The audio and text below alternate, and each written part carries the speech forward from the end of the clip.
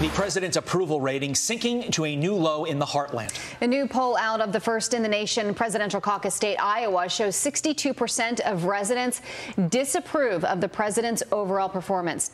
Here to discuss is Iowa Congresswoman Ashley Hinson. Congresswoman, thank you for being here. We appreciate it. This is shocking to see a lot of these numbers. And I guess my question to you is, do you think that that poll we just showed is cumulative of all the things that have happened since he took office? Or do you think that what happened with the handling of Afghanistan, and we'll pull this poll up, and how united majority of the nation was in disapproving of how this was handled? As you see on your screen, 69% of Iowans disapprove. Do you think that really changed a lot of people's minds about this administration?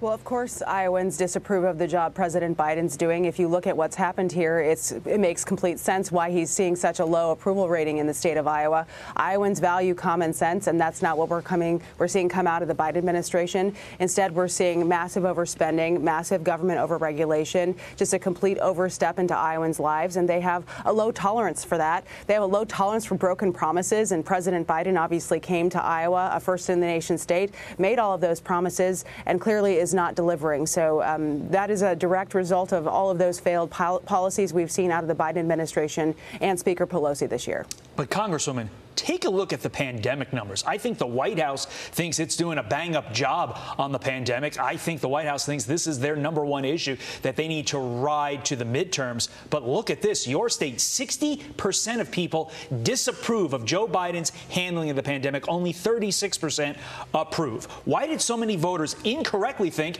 that Joe Biden would be our COVID savior?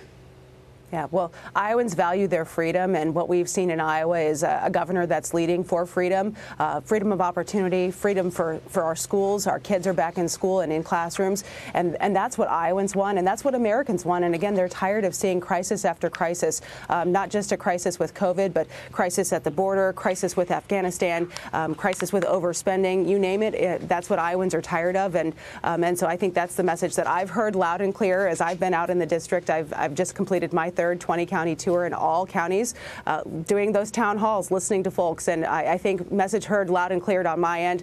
They don't want this overregulation and overspending, and that message is very, very clear to me. We have about 30 seconds for your answer on this. Real quick, though, the House passes a bill to raise the debt ceiling. Look, I think a lot of Americans' eyes are wide open now with inflation and things that we're seeing happening when it comes to our economy. What is going to be best for the American people? Yeah, best for the American people, reeling in this out-of-control spending. Our credit card is maxed out, our bill is due, and Democrats here just seem to want to spend every single cent that's left in the couch cushion. So we've been advocating for stopping the spending spigot for months because that is making life less affordable and harder for all working Iowans and working Americans. Quickly, is there any way that this gets through the Senate? Well, I certainly hope not. I think, again, it's irresponsible. It disrespects taxpayers, and I hope the Senate puts that check on this bad policy moving forward. We need to come back to the drawing table, and I hope that's what happens with this continuing resolution and debt ceiling limit. Okay. Congresswoman Ashley Hinson, thank you.